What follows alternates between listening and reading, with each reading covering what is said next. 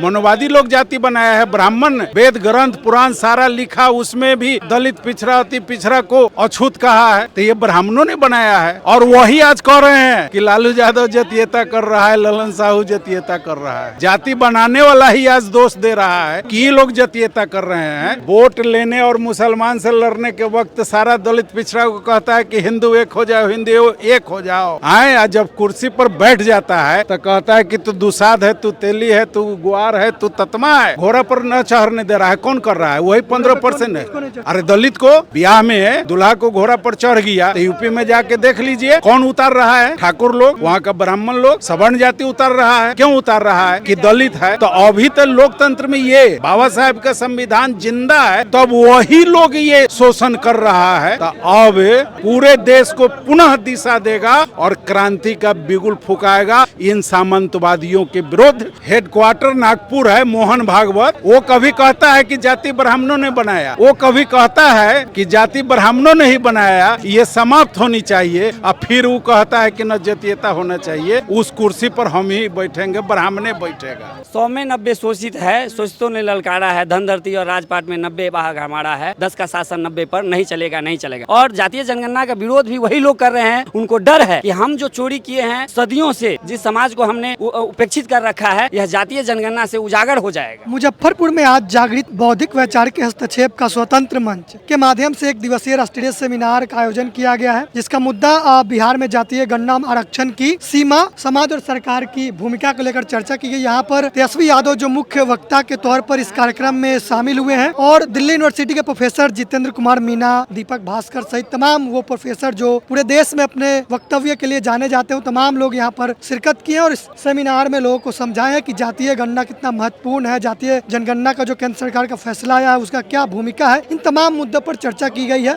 मेरा नाम ब्रजेश आनंद हुआ और मैं सीतामढ़ी से हूँ। जातीय जनगणना बहुत ही जरूरी है। जातीय जनगणना इसलिए भी जरूरी है क्योंकि जब तक हमको अपनी जनसंख्या, अपना अस्तित्व, अपने भागीदारी के बारे में नहीं जानकारी होगी तो हम अपने अधिकार सरकार से मांग नहीं कर सकते हैं। और इसके लिए हमारे महापुरुषों ने ही कह दिया है कि यह देश हमारा है और इस भारत देश के हम मूल निवासी है और हम इस देश के धन धरती और जंगल जो है यह हमारा है। और बहुत सारे लोगों ने हमारे संपत्तियों पर, हमारे धन धरती पर जो है वह कब्जा कर रखा है। और जातीय जनगणना इस सब के भेदों को जो है वह खोलेगा। और जैसे देख रहे हैं आप, गेट पर लगा हुआ है शहीद जगदेव प्रसाद कुशवाहा जी, इनका बहुत ही सटीक नारा था कि 100 में 90 शोषित है, शोषितों ने ललकारा है। धन धरती और राजपाट में 90 भाग हमारा है। 10 का शासन 90 पर नहीं चलेगा, नहीं चलेगा। और जातीय जनगणना का विरोध भी वही लोग कर रहे हैं। उनको डर है कि हम जो चोरी किए हैं सदियों से, जिस समाज को हमने उपेक्षित कर रखा है, यह जातीय जनगणना से उजागर हो जाएगा। और वह इसीलिए इसका जो है दुष्प्रभाव अपने 10% जो इस धरती पर जो बाहरी हैं, जो यहाँ के लोग वास्तव में है नहीं, वह सब लोग जानते हैं। कथाकथित जो अपर कास्ट के लोग हैं भारत के अंदर जो है, वही लोग हैं जो बहुत सारे मीडिया चैनल उसको दिखाना नहीं चाहते हैं। और दुष्प्रभाव से, चूँकि गोदी मीडिया है और वो किसी के अंदर में पल रहा है, और उस मेन स्ट्रीम में जो मीडिया है वहाँ हमारे लोग नहीं हैं और हमारी आवाज़ों को गलत दिशा में लोगों को दिखाते हैं, डाइवर्ट करते हैं। जैसे कि किसी भी गलत चीज़ को अगर आप 1000 बार किसी भी इंसान को बताएंगे दिमाग में, तो वो उसको सही लगने लगता है धीरे धीरे। सेम वही हो रहा है हमारे लोगों के साथ। सही बात हमारे लोगों के पास पहुंच नहीं पा रहा है, जिसके कारण हम लोग को यह जो जन जागृति अभियान चलाना पड़ रहा है। सारे बुद्धिजीवी लोग, प्रोफेसर, डॉक्टर, वकील, इंजीनियर, जो SC ST OBC समाज के लोग हैं, वो चाह रहे हैं कि हमारा समाज, हमारा अधिकार, जब पे बैक टू सोसाइटी करेंगे, समाज के अंदर ये लोग जाएंगे, समझ कर जाएंगे, सोच कर जाएंगे, तो यह बेहतर तरीके से उन लोगों को समझा पाएंगे। लोग कह रहे हैं कुछ लोग कि इससे धर्म टूट जाएगा, हिंदू धर्म खतरे में आ जाएगा जातीय। तो फिर हमारे प्रोफेसर ने अभी हमारे वक्ताओं ने अभी समझाया है लोगों को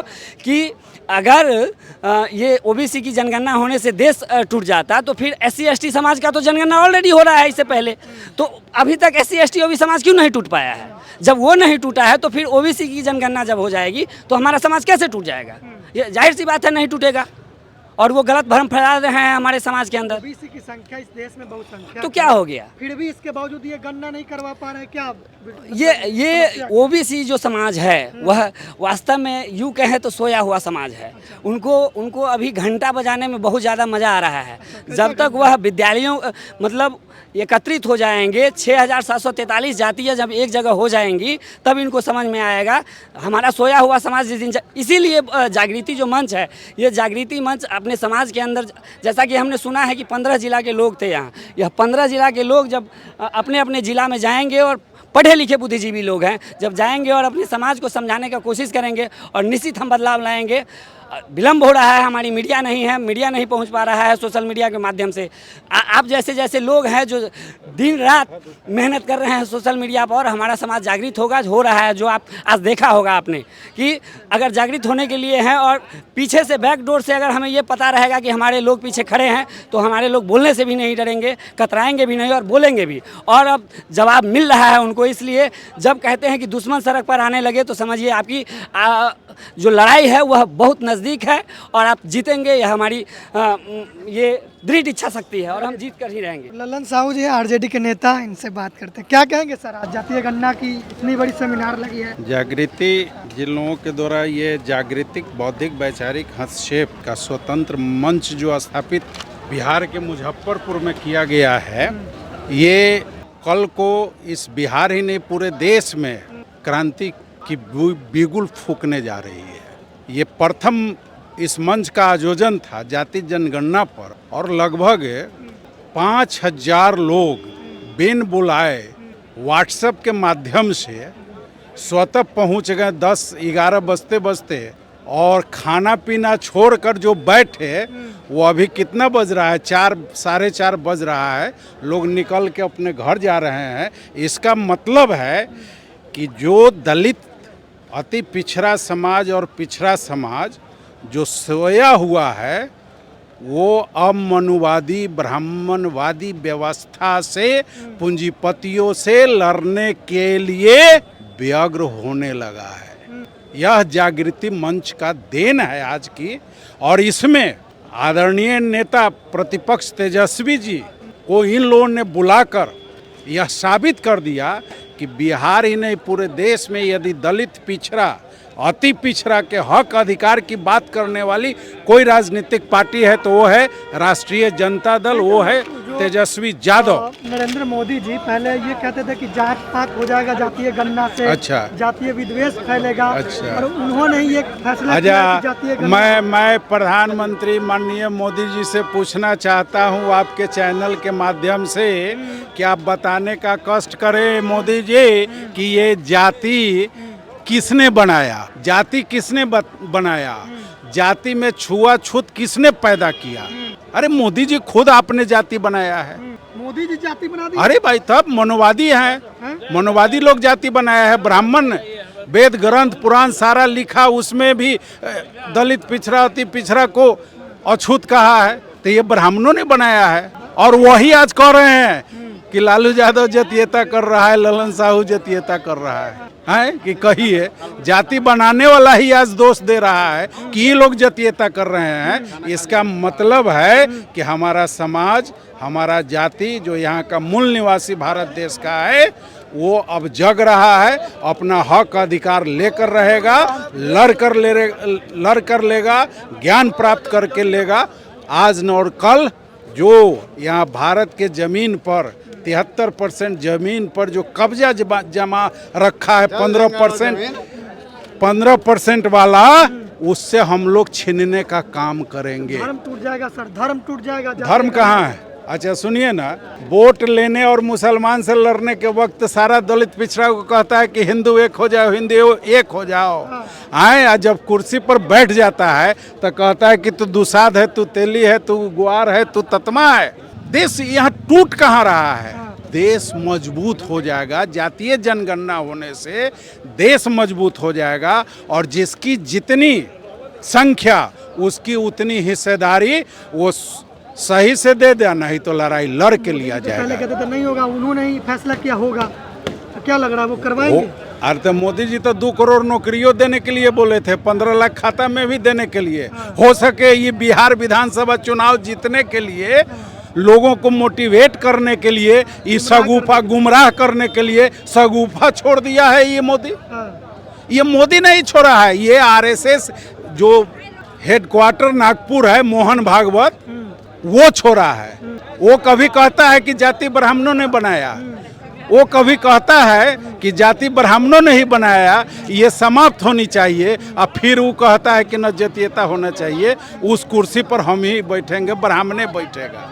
तो यहाँ क्या है, हमको तो लग रहा है कि ये बिहार में जो जातीय जनगणना जो घोषणा भाजपा मोदी सरकार की है कि हम कराएंगे और 3-4 महीने के बाद चुनाव बिहार विधानसभा में होने वाला है, क्या ये संभव है जनगणना कराना? नहीं है संभव।